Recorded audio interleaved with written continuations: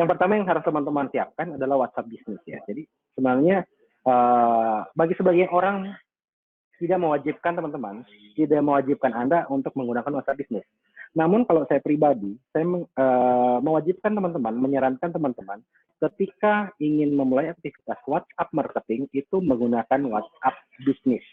Nah, kenapa seperti itu dan sebenarnya apa perbedaan dari WhatsApp Business dan WhatsApp personal modelnya? Nah, saya akan coba kasih lihat ya fitur-fitur apa sih sebenarnya yang ada di WhatsApp Business. Nah, teman-teman bisa lihat di slide saat ini. Jadi di WhatsApp Business salah satu keuntungannya adalah ada business profile atau business setting. Jadi kita bisa membuat profile WhatsApp kita itu sesuai dengan nama bisnis kita. Jadi, nah di sini ada business name. Nah keuntungan dari business name ini teman-teman, kalau misalnya teman-teman pakai WhatsApp Business, jadi ketika Anda mengirim pesan ke seseorang, ya mengirim pesan WhatsApp ke seseorang, kemudian orang tersebut tidak menyimpan nomor Anda, ya jika apa namanya Anda mengirim pesan ke seseorang, kemudian orang tersebut tidak menyimpan nomor Anda, kalau Anda menggunakan WhatsApp personal, maka notifikasi yang muncul di handphonenya itu hanya nomornya saja, nomor kita, ya nomor kita sebagai pengirim. Tapi kalau kita menggunakan WhatsApp Business, ketika kita mengirim pesan ke orang lain dan kemudian orang tersebut tidak menyimpan nomor kita, di notifikasi handphone mereka yang muncul adalah nama bisnis kita. Jadi ketika mereka melihat notif, yang muncul adalah, kalau dalam hal ini ya Klik Digital Indonesia. Jadi, meskipun saat mereka membuka pesan tersebut, yang muncul di atasnya itu nomor pribadi, gitu, bukan bukan nama bisnis kita. Ya, mungkin kalau misalnya kita sudah ada verified dari WhatsApp, ada centang hijau, mungkin bisa seperti itu. Nah, yang berikut juga fitur yang baik dari WhatsApp Business ini adalah kita bisa kita bisa menentukan jam pelayanan kita gitu. Jadi next Mas Hari, nah di jam pelayanan kita bisa membuat sebuah schedule bahwa jam pelayanan dari WhatsApp tersebut bisa kita atur gitu dari Senin sampai Minggu, dari jam berapa sampai jam berapa. Nah fungsi dari pengaturan jam pelayanan ini seperti apa? Jadi ada juga fitur away message. Di WhatsApp Business ada fitur away message atau pesan ketika kita tidak sedang aktif. Nah, ketika kita mengaktifkan tersebut fitur ini dan kemudian kita mengatur bahwa pesan yang akan tersampaikan ini ketika kita berada di luar jam operasional. Nah, teman-teman akan berbeda rasanya ya. Jadi fungsi dari fitur ini adalah ketika kita mengirimkan sebuah promosi ke orang-orang atau ke list database kita, ketika kita melakukan broadcast atau pesan siaran misalnya, atau kita chatting satu persatu mereka, menawarkan promosi ataupun edukasi yang kita sampaikan, lalu mungkin bisa jadi saat itu orang tersebut tidak merespon pesan kita. Namun, mereka merespon mungkin tengah malam saat kita sudah off, sudah tidak fokus lagi ke promosi dan sebagainya, mereka baru membalasnya. Nah, ketika kita tidak memanfaatkan fitur away message ini, ya maka otomatis ketika mereka menjawab pesan kita, itu tidak ada respon apa-apa dari kita. Yang akan terpikirkan di mereka adalah, ini orang ngirim promosi, ngirim penawaran, ketika saya tertarik, saya nanya, dia nggak jawab. Nah, padahal dia nggak tahu, kita saat itu sudah offline. Nah, akan terbantu ketika misalnya away message ini aktif, jadi saat berada di luar jam kerja, orang tersebut membalas, kemudian kita WhatsApp Business kita otomatis ngasih info ke mereka, halo, saat ini jam pelayanannya sudah off, saya akan membalas pesan Anda besok. Nah, akan berbeda psikologis mereka ketika mendapatkan respon. Meskipun respon tersebut bukanlah hal yang mereka inginkan, artinya jawaban yang mereka inginkan. Karena mungkin mereka nanya, gimana kabarnya, gimana cara daftarnya mungkin, atau ada varian yang lain kalau misalnya kita jualan produk yang kita promosi produk yang banyak variannya gitu. Tapi dengan cara itu mereka tahu, oh iya saat ini dia udah nggak aktif, mungkin dia akan menjawabnya besok. Ada informasi tersampaikan ke mereka dan ini bisa merubah psikologi orang tersebut dibandingkan nggak ada pesan respon apa-apa. Itu kalau kelebihan pertama ketika kita mengaktifkan away message ini. Nah yang berikut ada greeting message juga. Jadi greeting message ini juga berfungsi untuk bisa merespon segera orang-orang yang chatting ke kita. Misalnya seperti ini, kita sedang beriklan. Contoh misalnya kita sedang beriklan beriklan entah dari Facebook ataupun Google ataupun landing page kita promosikan. Kemudian ada leads yang datang masuk ke kita melalui WhatsApp karena mungkin CTA-nya atau mungkin ending dari orderannya itu ke WhatsApp atau misalnya orang mau konsul dulu ke WhatsApp. Nah saat itu kita sedang menghandle pertanyaan dari customer lain. Bayangin misalnya kita saat itu menghandle misalnya ada 50 atau 100 customer. Nah, orang-orang yang chatting ke kita, itu kalau misalnya kita lama responnya, mungkin mereka udah hilang gitu, udah pergi. Namun, kalau dengan greeting message ini, kita bisa menginformasikan ke mereka bahwa mohon menunggu, saya lagi saya lagi menghandle customer lain. Segera akan saya jawab pesan Anda. Jadi kita tinggal mengatur pesan yang away message dan greeting message ini sesuai dengan kebutuhan kita. Modelnya seperti itu. Nah, selanjutnya adalah selanjutnya adalah fitur quick replace. Jadi kita bisa membuat sebuah template yang misalnya jawabannya standar gitu. Nah, teman-teman bisa bayangkan kalau misalnya dari sekitar 100-an orang yang chatting kemudian nanya pertanyaan yang sama. Bisa game-core CS Anda untuk atau Anda sendiri itu untuk membalas jawaban yang sama juga. Nah, kita bisa membuat sebuah quick replace atau kalau misalnya zaman BBM itu ada auto text ya. Jadi di WhatsApp bisnis juga ada hal seperti itu. Jadi kita bisa menggunakannya. Nah, yang paling powerful adalah fitur labeling. Jadi kita bisa mengklasifikasikan chattingan yang masuk sesuai dengan funnel. Ya, kalau misalnya teman-teman sudah pernah mempelajari temperatur market ya, jadi ada yang cold, ada yang warm, dan ada yang hot. Nah, kita bisa mengklasifikasikan chattingan, leads yang masuk ke WhatsApp kita sesuai dengan temperatur tersebut. Kalau misalnya di dalam contoh ini ya salah satu akun WhatsApp bisnis saya, jadi saya membuat 4 labeling. Gitu. Jadi funnel pertama itu yang orang hanya tanya-tanya doang gitu ya modelnya. Nah, itu ada chattingan yang masuk. Kemudian yang kedua itu sudah mulai ke bertanya tentang produk saya gitu. Tentang fitur-fiturnya, mungkin bonusnya dan sebagainya gitu. Di funnel ketiga ini adalah orang-orang yang sudah nanya form check out gitu. Sudah mau check out dan sebagainya. Nah, yang keempat terakhir adalah duit. Artinya mereka orang-orang yang ada di sini adalah yang saya klasifikasikan orang yang sudah membeli produk saya, sudah closing dari produk yang apapun produknya yang mereka sudah closing ke saya. Jadi saya mengklasifikasikan chat list saya gitu dengan labeling. Nah, teman-teman juga bisa mengklasifikasikan hal ini gitu. Bebas mau bikin namanya seperti apa, senyamannya teman-teman, nyamannya Anda seperti apa. Yang penting fungsinya adalah untuk manajemen atau untuk mengklasifikasikan customer sehingga promosi yang akan kita sampaikan itu nggak tumpang tindih. Jangan sampai orang yang sudah beli ternyata menerima pesan yang tentang edukasi tentang produk gitu. Atau misalnya orang yang belum tahu apa-apa tentang produk kita kemudian sudah menerima offer produk yang akan kita tawarkan. Sehingga sangat penting untuk membuat label seperti ini. Itu saya sangat rekomendasikan teman-teman. Nah, berikutnya ya, jadi itu fitur dari WhatsApp Business.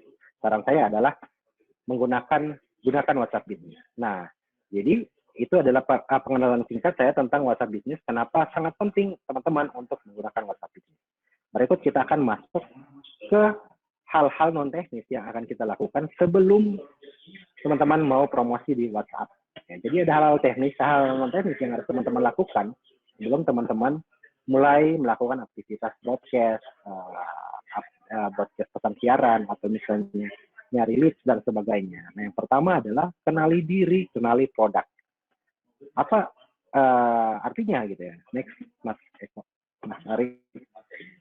Jadi kita mengenal dulu produk kita gitu teman-teman. Jadi produk yang akan kita pasarkan ini itu kita harus kenali terlebih dahulu dari tiga bagian ini ya tentang benefit produk yang akan kita pasarkan nanti atau yang kita promosikan nanti, kemudian fitur produknya, kemudian experience, pengalaman saat mereka menggunakan produk kita. Jadi kita harus list terlebih dahulu gitu modelnya. Benefit produknya apa, fiturnya apa, dari produk kita, kemudian experience.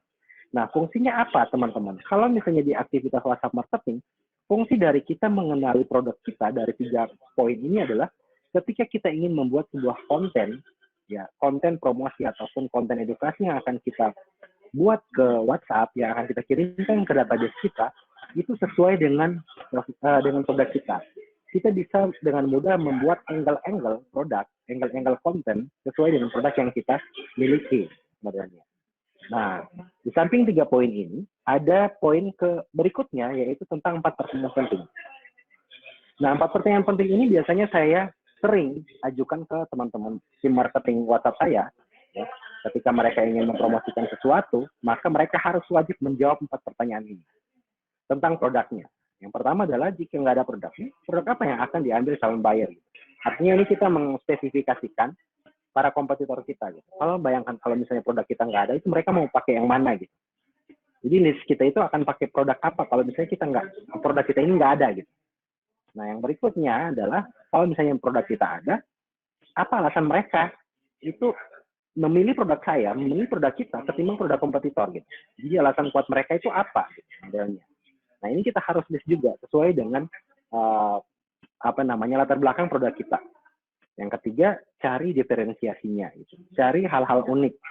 Ya, teman-teman pasti sepakat bahwa salah satu produk yang menang ketika misalnya berada di pasar, berada di market, apalagi misalnya yang market rate ocean ya, yang artinya marketnya yang cukup ramai kompetitor, itu yang menang adalah yang unik, yang punya diferensiasi, yang punya perbedaan dari masing-masing. Jadi silahkan cari perbedaannya, meskipun sekecil apapun gitu.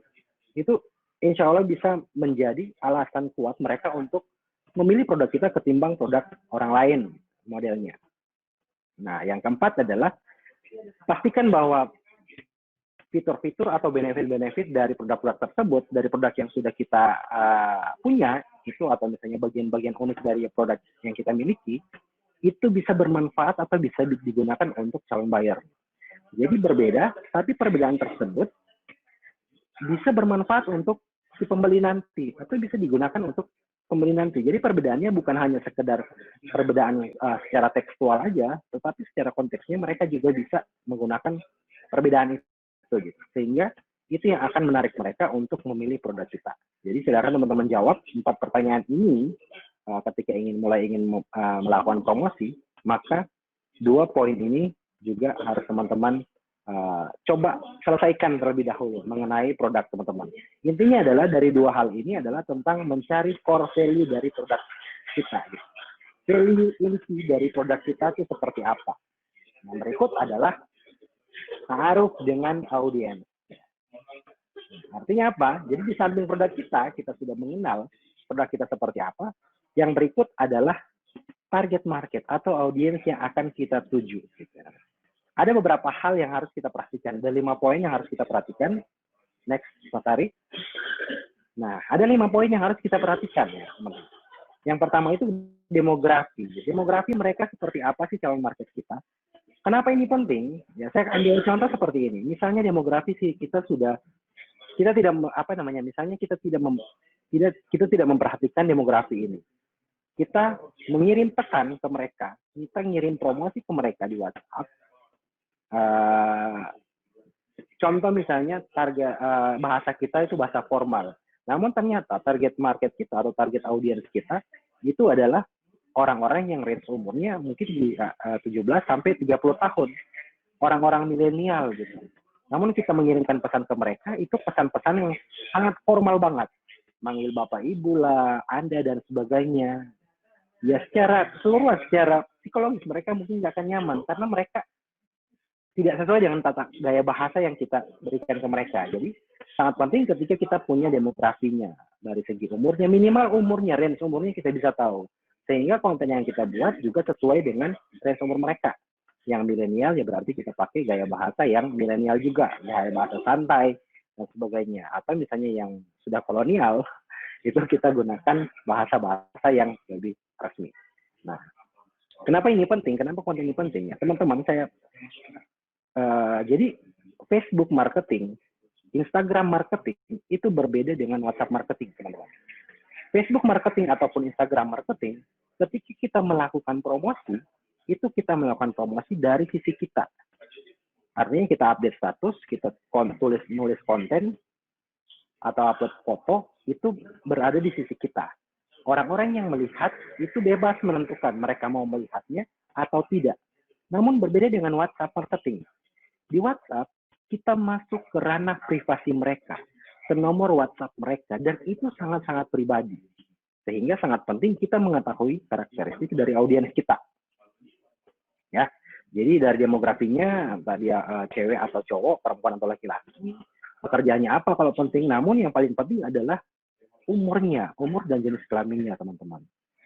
Sehingga kita bisa membuat sebuah konten yang sesuai dengan karakteristik dari mereka gitu. Lalu kemudian ada keinginan mereka. Jadi kita bisa menjawab terlebih dahulu keinginan orang-orang ya, tentang produk yang akan kita pasarkan nanti ini. Hubungannya dengan produk kita itu, keinginan apa yang akan muncul di pikiran mereka gitu. Kita sandingkan dengan kebutuhan gitu. Kenapa dua hal ini berbeda ya? Keinginan dan kebutuhan berbeda, teman-teman. Bisa jadi keinginan mereka itu bukanlah kebutuhan mereka. Sehingga sangat penting untuk mengklasifikasikan antara keinginan calon customer kita atau audiens kita itu kemudian dengan kebutuhan mereka. Sehingga apa? Ketika kita membuat sebuah konten, kita bisa langsung masuk, kita mengulik sedikit keinginan mereka, namun menyadarkan mereka tentang kebutuhan mereka di dalam konten yang akan kita buat. Lagi-lagi semua hal ini berbeda dengan kita mempromosikan dengan Facebook Ads dan sebagainya. Di WhatsApp, kita berbicara tentang konten. Bagaimana konten yang kita buat itu sesuai dengan karakteristik dari mereka. Sehingga muncullah ketakutan-ketakutan. Kita menjawab lebih ke bagaimana ketakutan mereka yang akan muncul ketika misalnya mereka membeli produk kita. Ya. Misalnya ketika mereka beli atau fashion, misalnya takutnya misalnya nggak muat ketika mereka pas mencoba produk tersebut ternyata nggak muat di badan mereka gitu. Apa ketakutan mereka yang lain? Misalnya kalau misalnya makanan ya berarti takutnya pas datang udah dingin atau misalnya pas datang ternyata nggak enak gitu misalnya. Nah itu kita jawab ketakutan mereka di solusi yang akan kita berikan. Nah, solusi apa sih kalau misalnya nanti ketakutan yang muncul adalah ketika mereka nyoba produk fashion misalnya, gamis yang mereka beli ternyata nggak muat. Solusi apa yang akan kita berikan? Jadi ini selesai dulu, teman-teman harus menyelesaikan dulu, membreakdown ya audiens yang akan teman-teman tuju nanti saat promosi di WhatsApp.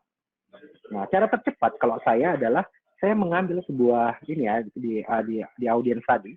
Jadi saya mengambil salah satu sampel, salah satu customer yang loyal gitu, yang ininya dia loyal, kemudian dia juga sudah beli produk saya itu. Itu saya profiling si orang ini dan kemudian saya jadikan sampel untuk penyusunan konten gitu. Modelnya seperti itu. Nah, itu cara tercepat kalau misalnya teman-teman tidak mau ribet gitu. Kalau sudah punya customer, kalau belum ya berarti harus tetap menyesuaikan dengan apa yang ada saat ini. Nah, berikutnya adalah baru kita cara mengelola list database. Jadi, teman-teman, di WhatsApp itu sangat privasi ya, seperti yang saya katakan tadi, bahwa kita masuk ke ranah privasi mereka. Sehingga sangat penting untuk mengelola list ini. Gitu. Artinya list tersebut adalah list database yang benar-benar milik kita. Artinya orang-orang yang nomor WhatsApp-nya ada di kita itu benar-benar orang-orang yang sudah sadar memberikan nomor kontak mereka ke kita. Jadi jangan ngepam, jangan beli database, jangan nge-scrap dan sebagainya. Namun datanya kita cari jadi pastikan mereka memberikan data tersebut secara sukarela. Nah itu disclaimer-nya ya teman-teman. Database di sini adalah database yang benar-benar sesuai dengan sudah didapatkan secara legal gitu. Nah, ada funneling yang kita buat gitu ya. Kalau di WhatsApp marketing itu hanya dibagi 3, teman-teman. Poin pertama adalah interaksi, edukasinya di knowledge ya, kalau misalnya di customer di leads sales funnel, ya kalau misalnya di leads prospek customer dan duit itu ada tiga fase yang harus kita ini kalau misalnya di dalam WhatsApp marketing. Yang pertama tentang interaksi, kemudian edukasi, terakhir offer gitu modelnya. Jadi bukan tentang apa namanya, tentang offer melulu gitu, tentang broadcast siaran melulu, tentang promosi melulu, tapi ada beberapa poin gitu. Nah, di awal adalah interaksi. Nah, seperti apa sih interaksi itu? Saya akan coba jelaskan satu persatu gitu ya. Nah, di sisi interaksi itu kita menciptakan interaksi intens ya. Interaksi intens artinya kita mencari kedekatan dengan mereka melalui WhatsApp. Kita berinteraksi, ngobrol dengan mereka, nanya kabar, gimana bisnisnya dan semacamnya gitu. Jadi belum ada tentang ngirim konten-konten panjang lah, ngirim-ngirim promosi dan sebagainya, belum ada gitu ya. Di sisi awal adalah bagaimana mereka nyaman berinteraksi dengan kita melalui WhatsApp. Karena tadi saya katakan bahwa kita masuk ke ranah privasi mereka, teman-teman. Karena pesan tersebut tidak akan terlihat oleh orang lain, gitu. Hanya dia sendiri gitu. Sehingga sangat penting untuk kita mendapatkan kenyamanan dulu gitu. Bagaimana mereka bisa nyaman berinteraksi dengan kita di WhatsApp. Nah, sehingga kita bisa save nomor mereka, mereka pun bisa nge-save nomor kita. Kenapa? Karena kita menciptakan kedekatan dengan mereka di interaksi tadi. Jadi sangat penting lah, tadi kan saya katakan bahwa penting sekali mengenal karakteristik dari audiens kita. Kalau kita ingin cari kedekatan ya SKSD lah istilahnya ya. Kalau kita SKSD dengan orang-orang milenial ya berarti kita bahasanya juga sesuai bahasa mereka gitu. Cara bicara, cara gaya bahasanya juga kita sesuaikan gitu. Dengan orang-orang yang sudah kolonial, yang udah 30 tahun ke atas atau 40 tahun ke atas, ya kita berinteraksi dengan mereka juga dengan formal gitu modelnya. Sehingga saya katakan tadi sangat penting untuk mengenali audiens kita. Nah, itu yang pertama tentang berinteraksi secara intens dengan data audiens kita. Yang berikut adalah tentang edukasi. Nah, posisi kedua, bagaimana kita mengedukasi mereka dengan cara mungkin broadcast siaran ya, pesan siaran yang kita lakukan ke mereka itu tentang konten-konten edukasi. Nah, saya membaginya 3 step ya teman-teman. Kalau misalnya saya ketika saya mengirimkan membangun awareness ke mereka, itu saya bikin 3 step konten. Step pertama itu di konten tersebut saya menyajikan masalah secara umum, kemudian solusinya juga secara umum. Lalu kemudian saya tampilkan lagi masalah. Gitu. Ini kenapa saya gantung mereka dengan masalah sehingga terjadi juga tetap ada interaksinya. Mereka nanya, mereka berinteraksi dengan kita di WhatsApp dan sebagainya. Nah besoknya atau 2 hari kemudian saya mengirimkan pesan broadcast kedua tentang solusi dari masalah pertama tadi, di step pertama tadi. Solusinya kemudian saya munculkan lagi masalah gitu. Di terakhir baru solusinya adalah tentang produk kita gitu. Tentang produk kita bersamaan dengan offer yang akan kita berikan gitu, modelnya. Jadi 3 step ini silakan bisa teman-teman explore sendiri seperti apa nanti pola yang akan teman-teman mainkan. Namun yang jelas offer atau solusi dari mention atau menyebutkan produk kita itu berada di akhir gitu. Berada di akhir nanti pada bagian offer gitu. Yang jelas di sisi setelah interaksi kita mengedukasi mereka dengan konten-konten broadcast yang belum menyebutkan produk kita, namun konten-kontennya itu berhubungan dengan produk yang akan kita pasarkan nanti. Nah, yang di terakhir baru ada offer, teman-teman. Di offer pun itu nggak semata-mata langsung blast, kita langsung promo sesuai diskon 50% dan sebagainya. Enggak gitu, teman-teman. Lagi-lagi kita memelihara list database. Database WhatsApp itu database yang sangat-sangat rentan. Kenapa sangat rentan? Rentan ketika mereka nggak nyaman, mereka langsung blokir kita, udah selesai. Paling serem ketika mereka nge-report kita jadi ke sisi WhatsApp yang berpotensi memblokir WhatsApp kita. Gitu. Tiap WhatsApp memblokir nomor akun kita. Jadi offernya pun kita ambil pelan-pelan gitu. Dengan cara apa? Produk pertama itu produk penetrasi. Produk yang sangat murah atau yang sangat kecil nilainya dan mudah mereka jangkau. Mungkin ketika saat itu mereka memutuskan untuk mengambil offer kita, saat itu mereka langsung bisa mendapatkan offer tersebut. Jadi ini produknya, produk penetrasinya. Setelah itu baru ketika mereka closing di situ baru kita mulai upselling. Besoknya kita upselling mereka dengan produk yang lain. Mungkin dengan produk utama kita gitu. Contoh misalnya, saya ambil contoh misalnya kalau teman-teman jualan hijab atau jualan gamis misalnya, ketika offer yang teman-teman tawarkan di awal, itu jangan gamisnya dulu, tapi mungkin hijabnya, atau mungkin chipsnya, atau bisa juga masker ya masker yang bisa untuk yang pakai jilbab misalnya. Di yang kedua baru mulai masuk ke produk utama teman-teman. Ini kenapa? Biar interaksi juga lebih lebih dapat gitu modelnya. Jadi di poin pertama itu ketika kita mengirimkan offer, kita mengkonversi mereka ya dari yang market temperatur tadi ya, dari cold tadi itu bisa langsung ke hot gitu. Dari warm tadi kan mereka dapat produk kita, di hot ini nanti mereka akan beli lagi gitu. Atau upselling kita beli produk A, beli produk B dan sebagainya. Nah, yang berikutnya tentang partnership gitu. Jadi kalau misalnya mereka udah dekat dengan kita, udah berbagai macam produk yang mereka beli, kita bisa menawarkan mereka partnership. Mau jadi reseller, agen, atau distributor, terserah sebenarnya seperti apa. Lagi-lagi, silakan polanya teman-teman kembangkan sendiri, namun saran saya di awal, ketika misalnya menawarkan offer, itu offer yang sangat mudah mereka dapatkan. Yang sangat mungkin mereka bisa akses saat itu juga. Makanya seperti itu. Ya, itu di offernya. Nah, jadi 3 poin tadi teman-teman itu harus teman-teman bisa disiplin untuk bisa mempraktekannya dari interaksi dulu. Jadi jangan lompat-lompat, jangan karena nggak sabaran udah mau langsung ke edukasi dulu. Percayalah teman-teman, sebagus apapun edukasi teman-teman, kalau nggak ada kedekatan dengan database teman-teman, itu nggak akan banyak responnya. Gitu. Nah beda ketika kita membangun interaksi terlebih dahulu dengan mereka. Gitu. Chit-chat terlebih dahulu dengan mereka, membangun kedekatan dengan mereka. Ketika kita membroadcast edukasi ke mereka, itu responnya bisa lebih signifikan. Gitu. Sehingga ketika kita menawarkan offer juga bisa lebih enak gitu modelnya. Bisa lebih leluasa, bisa lebih sesuai dengan karakteristik dari database kita. Gitu, modelnya. Nah, 3 proses ini teman-teman, setelah itu ada langkah selanjutnya, yaitu next, Mas Ari, menganalisa dan mengevaluasi. Jadi bukan hanya tentang bagaimana kita menghubungi database kita, mau interaksi dengan mereka, kemudian mengirimkan broadcast edukasi dan kemudian offer, tetapi juga kita menganalisa hal-hal tersebut, teman-teman. Jadi bagaimana sih karakteristiknya, bagaimana sih pencapaian kita dari proses yang kita lakukan gitu. Jadi yang pertama adalah kalau saya next Mas Ari ada KPI-nya, KPI konversinya gitu. Di next aja sampai terbuka sampai selesai ya. Sampai muncul ininya. Nah, ini. Jadi kalau di tim saya itu ada KPI-nya. Jadi kalau interaksi yang kita lakukan itu dia harus minimal 80%. Maksudnya gimana? Misalnya gini, misalnya yang goals kita punya 100 database yang akan kita flow sebagai nanti akan kita juali produk kita atau kita promosikan produk kita.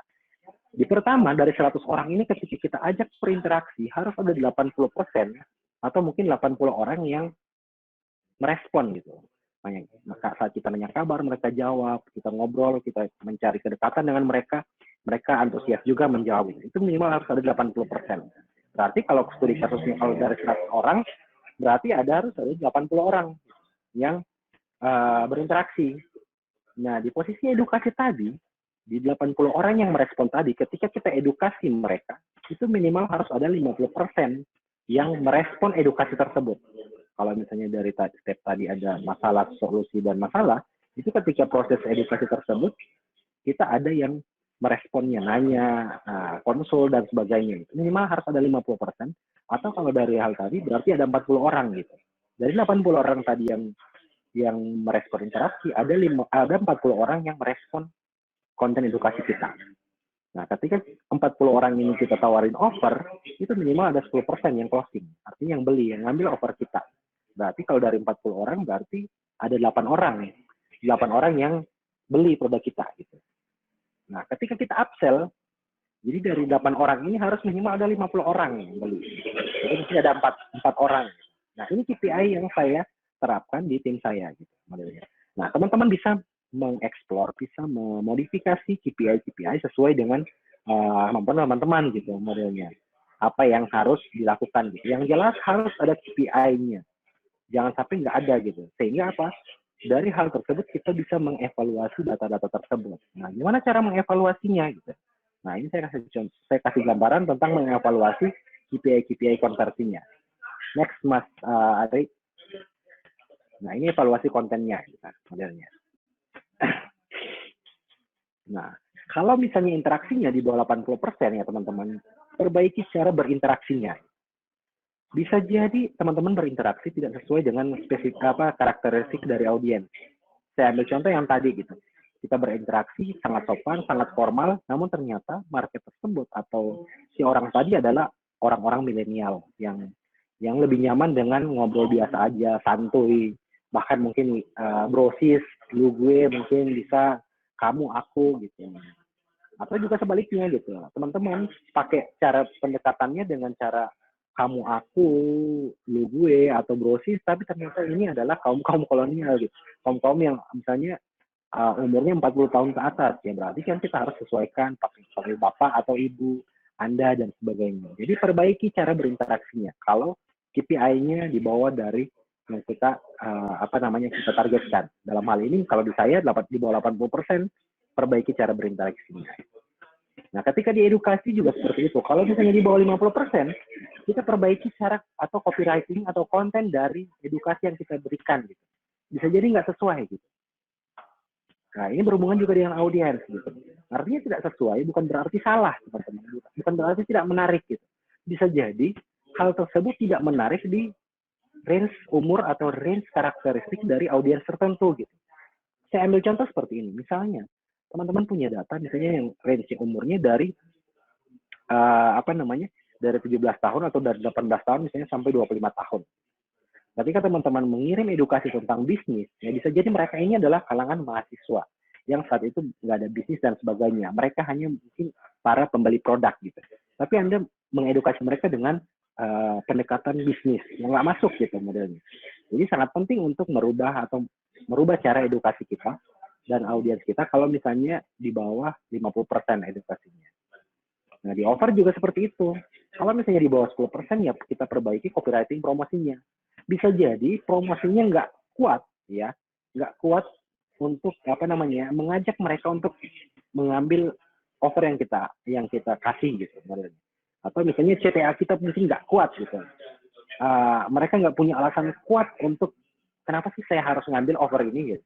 Jadi kita perbaiki copywritingnya, ya bisa mungkin kita tambahkan dengan scarcity, modelnya gitu ya, dengan trigger-trigger yang lain yang bisa Anda ini. Yang jelas adalah semuanya harus kita evaluasi. Nah, yang terakhir ketika nggak repeat ordernya misalnya di bawah dari 50%, ya maka kita cek lagi produknya. Mungkin bisa jadi bukan produknya yang jelek, tapi produknya yang nggak sesuai dengan market tersebut gitu. Ya paling ekstrim ya adalah yang mereka beli, nah misalnya mungkin beli jilbab, ternyata jilbab tersebut mau dipakai oleh anak SMA, namun model jilbabnya adalah model untuk ibu-ibu. Ya jelas sih mereka nggak akan repeat order lah modelnya seperti itu. Atau check after sales kita. Artinya after sales kita bagus nggak? Ketika mereka nanya lagi, CS kita merespon mereka lagi nggak? Responnya cepat nggak? Bahasanya sopan nggak? Bahasanya sesuai nggak dengan karakteristik mereka? Nah ini juga yang menyebabkan mereka nggak jadi repeat order. Sehingga flow ini adalah cara kita mengevaluasi konten yang sudah kita kirim ke mereka dengan tiga flow tadi, interaksi, edukasi, dan kemudian offer. Kita harus punya data yang akan kita lakukan untuk mengevaluasi.